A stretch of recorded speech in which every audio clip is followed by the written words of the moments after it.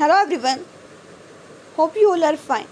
I am Pilani Trivedi, continuing the lecture of F5 BCom, same one, that is of English subject. We have completed 2 topics of grammar, that is tenses and subject verb agreement, and we have started discussion on textbook, that is named as Bliss. Bliss એટલે આનંદ, ખુશી. The unit first is about the name is Last Leaf, written by O. Henry. The Last Leaf, છેલ્લું પાંદડું, written by O. Henry. O. Henry એ અમેરિકાના writer. Pen name છે જેનું નામ છે William Sydney porter. 1862માં એમનો જન્મ થયેલો અને 1910માં મૃત્યુ પામેલા. એક ડૉક્ટરના ઘરે જન્મ થયેલો. એના પપ્પા ડૉક્ટર હતા. ત્યાં પણ એમને થોડી એને ક્લિનિકમાં થોડાક દિવસો કામ કર્યું.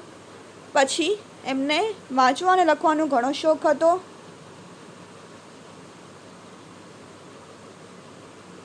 એટ ધ એજ ઓફ 29, 29 વર્ષની વયે બેંકમાં જોબ મળી ગઈ. ફંડ્સની અદલા બદલી એટલે કે પૈસાની લેવડ દેવડમાં કંઈક ગોટાળો કર્યો.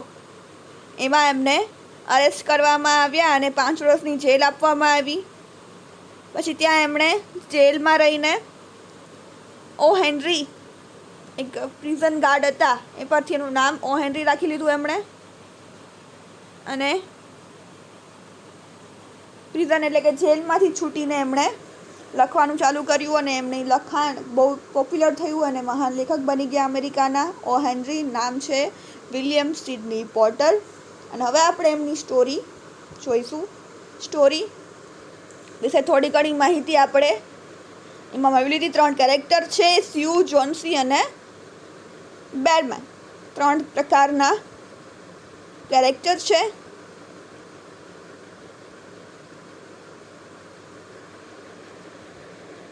બે સ્યુ અને જોન્સી એક જોઈન્ટ સ્ટુડિયો ચલાવે છે.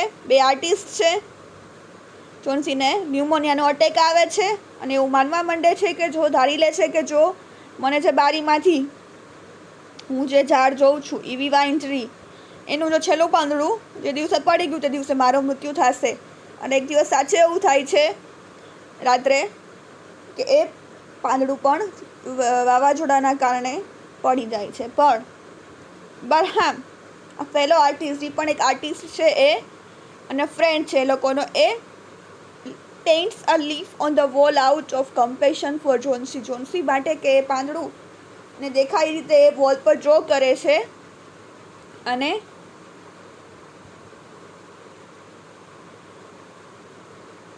આખી રાત 12 વર્ષ વાવાઝોડા અને એવા બરફ ઠંડા એટમોસ્ફિયરમાં આખી રાત એ પેઇન્ટિંગ કરે છે. એટલે એની તબિયત બગડે છે અને પણ ન્યુમોનિયાનો અટેક આવે છે, જેમાંથી એ ઊભા નથી શકતા, એનું મૃત્યુ થાય છે. અને thinking that the painted leaf is real, Johnsy recovers from her illness. Painted leaf છે, રિયલ છે, સાચું છે એવું માનીને જોન્સી રિકવર થઈ જાય છે, સાજી થઈ જાય છે, તબિયત સાજી થઈ જાય છે અને ન્યુમોનિયા મટી જાય છે. The painted leaf has become Behrman's masterpiece. શું કહે છે? ધ પેઇન્ટેડ લીફ હતું એ બરહામનું માસ્ટરપીસ બની જાય છે. The little district west of Washington Square, the streets have run crazy and broken themselves into small strips called places. શું કહે છે? In a little district west of Washington, વોશિંગ્ટનના એક નાનકડા જિલ્લામાં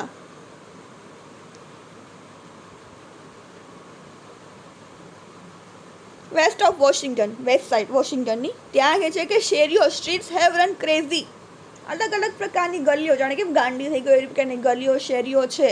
બ્રોકન ધેમ ઇન્ટુ સ્મોલ સ્ટ્રીપ્સ, અલગ અલગ small નાની નાની ગલીઓમાં, શેરીઓ ગલીઓમાં વેચાઈ ગઈ છે, જેને પ્લેસીસ કહેવામાં આવે છે. These places make strange angle then curves. એ જગ્યાઓ સ્ટ્રેન્જ એંગલ, એમાં અલગ અલગ એંગલવાળી, તમે જો ને તો અલગ અલગ પિક્ચર જોતા હોય, અલગ અલગ ગલીઓ, શેરીઓ હોય છે વોશિંગ્ટન. અલગ અલગ આપણે મૂવીઝમાં અને સિરિયલ્સમાં જ્યારે અબ્રોડ બતાવતા હોય છે, વિદેશ, ફોરેન, ત્યારે આપણે અલગ અલગ ગલીઓ, શેરીઓ, અલગ અલગ પ્રકારના કર્વ્સવાળી અને એંગલવાળી આપણે શેરીઓ જોઈ છે. One street crosses itself a time or two. એક જ ગલી આમ બીજી જગ્યાએ બે શેરીને મળતી હોય. એવી પ્રકારનું એની રચના છે. Suppose a collector with a bill for paints, paper and canvas should in traversing this route suddenly meet himself coming back without a cent having been paid on account. શું કહે છે? An artist one discover a valuable possibility in the streets. An artist, એક artist એ સ્ટ્રીટમાં valuable possibility એટલે કંઈક સારું થઈ શકે એવી વિચારણા કરી કે એક આર્ટિસ્ટના મનમાં શું આવે, કલાકારના મનમાં કંઈક નવું આમાં વેરિએશન થઈ શકે, પોસિબિલિટી છે આ સ્ટ્રીટમાં કંઈક કરવાની નવું. Suppose a collector with a bill of four paints, એવું વિચારે છે કે કદાચ જો ક્યારેક કલેક્ટર પેઇન્ટ, પેપર અને કેનવાસ સાથે કોઈક એના રૂટમાં જતા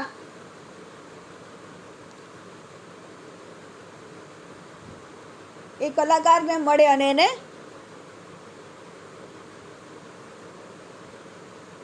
એને કેનવાસ, પેપર અને બિલ ઓફ પેઇન્ટ સાથે મળે પણ એનું પૈસા ચૂકવતા ભૂલી જાય એવું પણ ગમે એવી આ સ્ટ્રીટ્સ છે.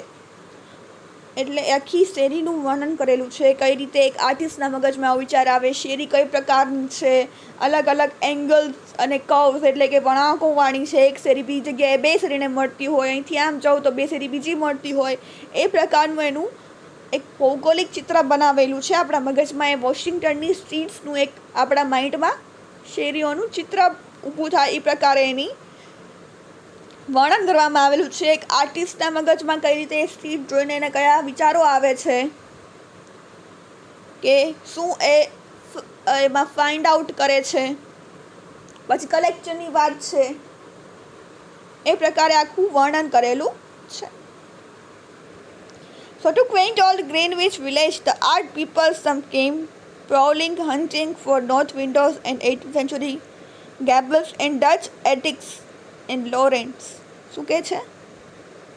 ગ્રીનવિચ નામના, ઓલ્ડ ગ્રીનવિચ નામના વિલેજમાં, સાંભળ્યું આપણે ઘણીવાર ગ્રીનવિચ વિલેજ, હોટલના આપણા નામ હશે ઘણીવાર ગ્રીનવિચ વિલેજ, એ ત્યાંનું એક વિલેજ છે વોશિંગ્ટનનું. ત્યાં આર્ટિસ્ટ લોકો અને હન્ટિંગ એટલે કે શિકાર માટે નોર્થમાંથી વેસ્ટમાં આવેલા હશે 18મી સદીમાં, અને અહીંયા લોરેન્સમાં અહીંયા પોતાના ઓછા ભાવે ઘર ખરીદીને રહેતા હશે, પોતાનું ગુજરાન ચલાવે છે. Then they imported some future bugs and chafing dish or two from 6th Avenue and become a colony. પછી ધીમે ધીમે વસાહત થવા માંડી અને એક કોલોની બની ગઈ. At the top of 23-story brick house, Sue and Johnsy had their studio. હવે આવી મૂળ વાત, જે કેરેક્ટરની આપણે સ્ટોરી સમજવાની છે એ મૂળ વાત આવી. At the top of 23-story brick house, Sue and Johnsy, brick house હતું એક જે લાકડાનું ઘર હતું, ત્યાં Sue અને જોન્સીનો સ્ટુડિયો હતો. Johnsy was familiar for Jonah. One was from Maine and other from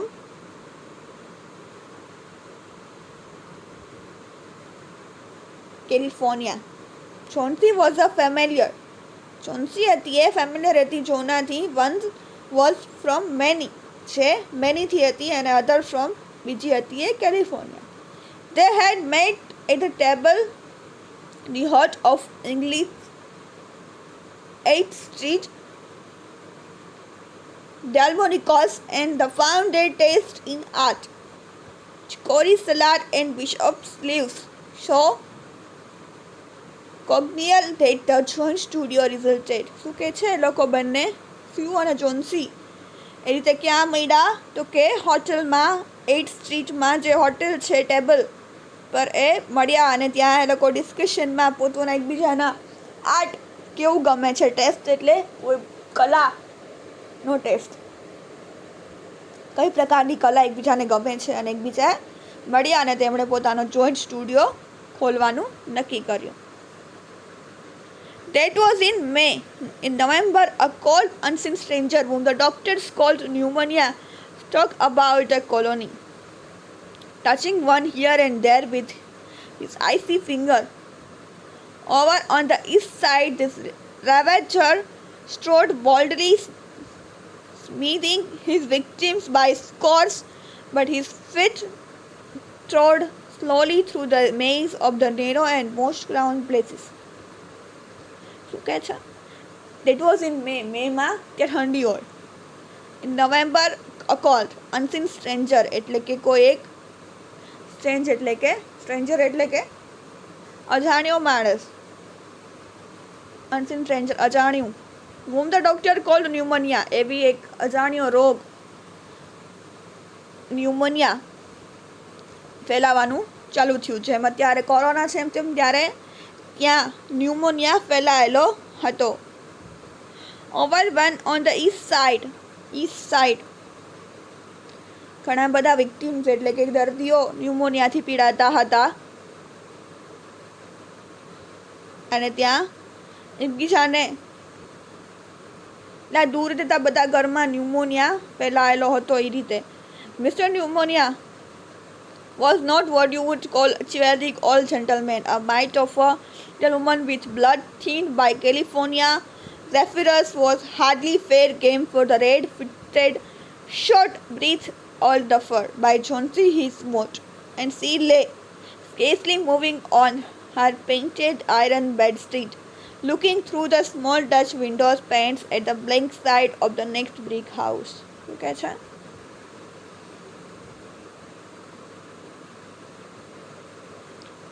ન્યુમોનિયાની વાત કરે છે. રોગને પણ કેટલું સરસ રીતે એનું વર્ણન કરીને અહીંયા મૂકેલો છે કે રોગ mister pneumonia was not what you would call a chivalric old gentleman. એક બહાદુર નહોતો. a mite of little woman with blood thin જે એક આ જોન્સીની થઈ છે ને આપણે વાત જોઈએ આપણે સ્ટોરીમાં તો કે જોન્સી એટલે એક સ્ત્રીને જેનું બ્લડ થીન પાતળું કરી નાખ્યું છે કેલિફોર્નિયામાં. was hardly fair game of the red-footed short. એનો ફેસ એટલો લાલ ફિક્કો પડી ગયો છે, લોહી પાતળું થઈ ગયું છે અને જોન્સી એના બીમાર ન્યુમોનિયા થયો છે તો એ પોતાના બેડ શોર્ટ બ્રેથ એટલે શ્વાસ લેવામાં પણ તકલીફ થાય છે. સીલે એટલે કે પોતાના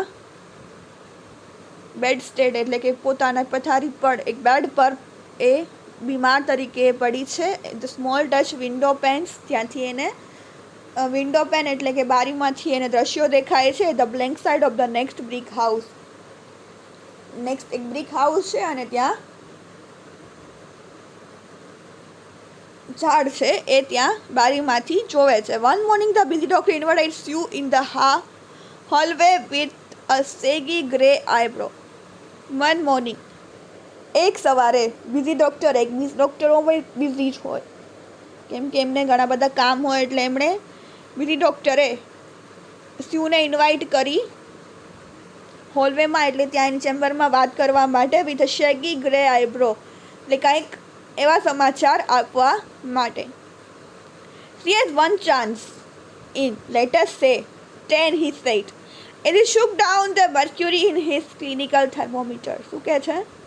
એક ચાન્સ છે તારી પાસે હજી બચવાનો. Let us say 10, he said.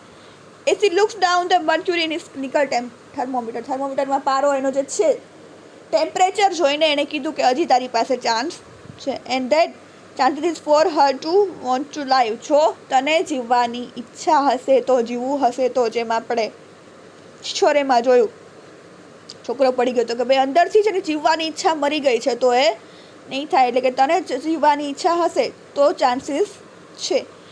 This way people have living lining up on the side of the undertaker makes the entire pharmacopoeia look silly. Your little lady has made up her mind that's not going to get well. Has she anything on her mind? શું કહે છે?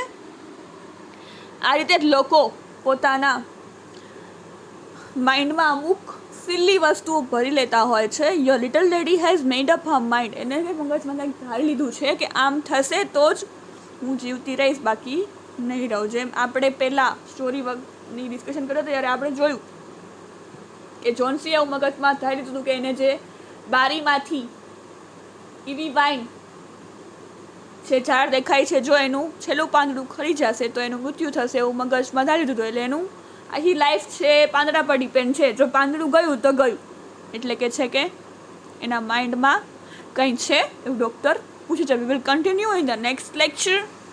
You was the introduction of the story unit, the last leaf.